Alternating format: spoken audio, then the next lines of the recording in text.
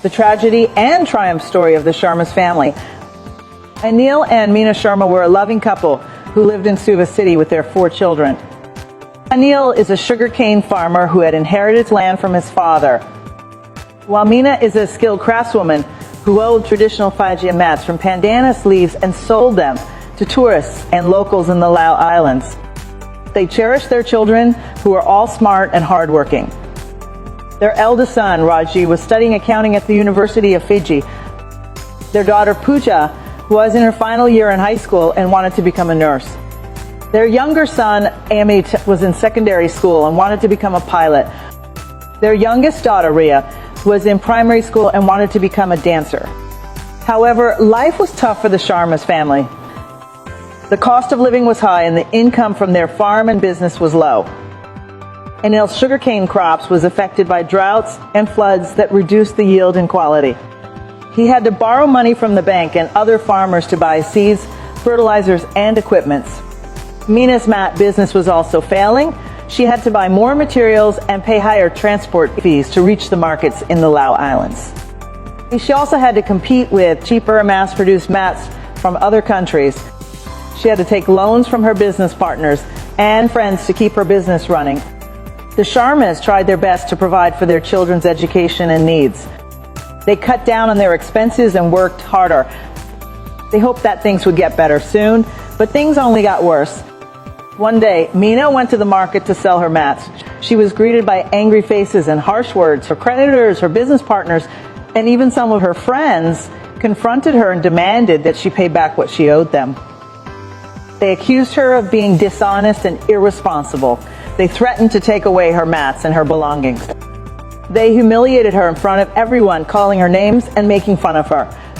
Meena felt ashamed and helpless. She tried to explain that she was doing her best to repay them, but they would not listen. They grabbed her mats and threw them on the ground. They pushed her and spat on her. They told her to never come back to the market again. Meena ran away from the market, crying and trembling. She felt like she had lost everything. She wondered how she would face her husband and children. She wondered how they would survive. She wondered if there was any hope left for them. Meanwhile, Anil had gone to visit his relative in Labasa, a city on Lau Island, where he had a friend who ran a hotel business with several staffs working under him. Anil hoped that his friend could lend him some money or help him find a better job. He explained to his friend the situation of his family and how they were struggling to make ends meet.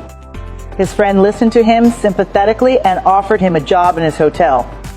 He said that Anil could work as a chef and earn a good salary. He said that Anil could bring his family to Labasa and start a new life there. But Anil refused the offer. He said that he could not leave his family and his farm. He said that he was proud of his heritage and his work. He said that he was only hoping to get some financial help from his friend, not a job. His friend was disappointed but respected his decision. He gave him some money and wished him well. He told him to keep in touch and let him know if he needed anything else. Anil thanked his friend and left for home. He felt a little relieved that he had some money to pay his debts and his children's fees. He hoped that his wife had sold some mats and that they could manage for a while. But fate had other plans for him. On his way back home, he was hit by a carrier pickup vehicle that was speeding on the road. He was badly injured and taken to the Wanakoro Health Center. He was unconscious and bleeding profusely. The doctor said that he had a severe head injury and multiple fractures. They said that he needed surgery and intensive care. Meena got the message of her husband's accident and was shocked and devastated. She quickly packed some clothes and took a bus to Labasa. She prayed for her husband's recovery and hoped that he was not in too much pain. She wondered how she would pay for his medical bills and how she would take care of their children. On her way to the hospital, she bumped into an old friend who happened to be going to the Wanakoro Health Center as well. Her friend was Rina, who had been her neighbor in Suva. Rina was surprised and happy to see Meena, but also noticed that she looked tired and worried.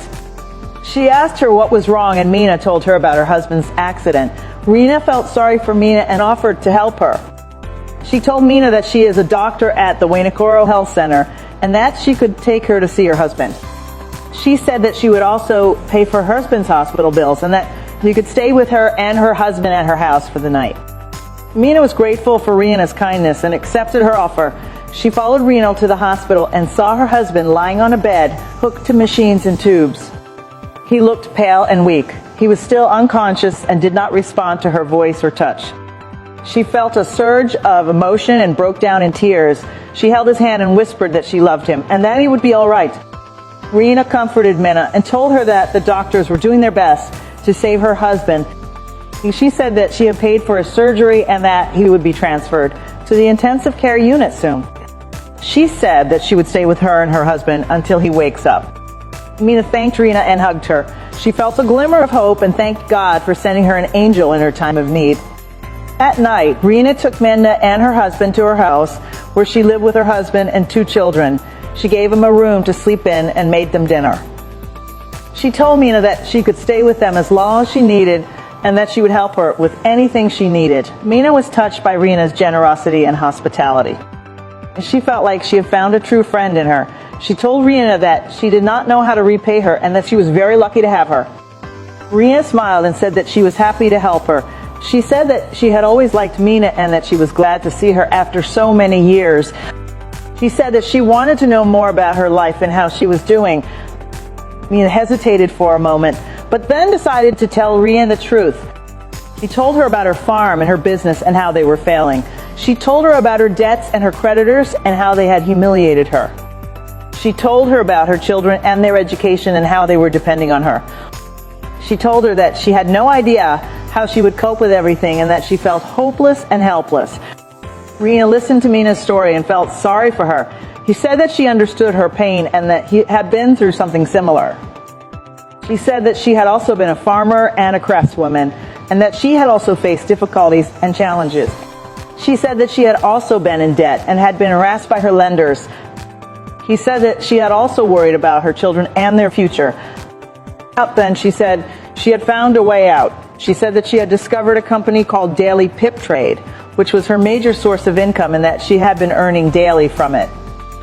She said that through her profits from Daily Pip Trade, she had been able to establish businesses and other investments as she placed people in charge of managing for her. She said that she had also been able to pay off her debts and improve her living standards. She said that she had also been able to send her children to good schools and colleges and that they were doing well. He said that she could help Meena join Daily Pip Trade and that she could teach her how to trade and earn from it. She said that she could also give her some money to start with and that she could guide her along the way. He said that she wanted to help Meena and that she hoped that she would trust her. Meena was skeptical and scared. She asked Rena if Daily Pip Trade was legal and safe. Rena told her not to worry, that it's very legit and that she's been trading with Daily Pip Trade for more than 5 years now, and she has not gotten any issues or complaints concerning them since she joined Daily Pip Trade. So Meena became convinced, and since she was not going to start with her own money, she decided to give it a try. So Rena opened an account for her and funded it for her also. She taught Meena everything she needed to know about Daily Pip Trade and how to trade with them. And that's how Meena started her journey of trading with Daily Pip Trade. Within a month, Meena was able to pay all her debts and that of her husband. She was able to pay her children's school fees and also take care of her husband since he is not yet fully recovered from the incident. After some time, she opened a trading account for her husband and guided him through on how to go about it. After a few months of trading with Daily Pip Trade, they became financially buoyant. Her husband decides to take his sugarcane farming to an industrial level, while Rena decides to open a big supermarket. They make sure they gave their children the best education and make sure they lack nothing. They were very grateful to Rena, and to show that, they decided to buy an expensive car for her as a gift to show how grateful they were. Rena was very happy for them and accepted the gift from them. She told them to introduce Daily Pip Trade to people that are not financially buoyant so that they can also benefit from Daily Pip Trade. Join Daily Pip Trade today and start your journey to financial freedom. You can join by sending a message to them on Facebook or visit their website on www.dailypiptrade.uk.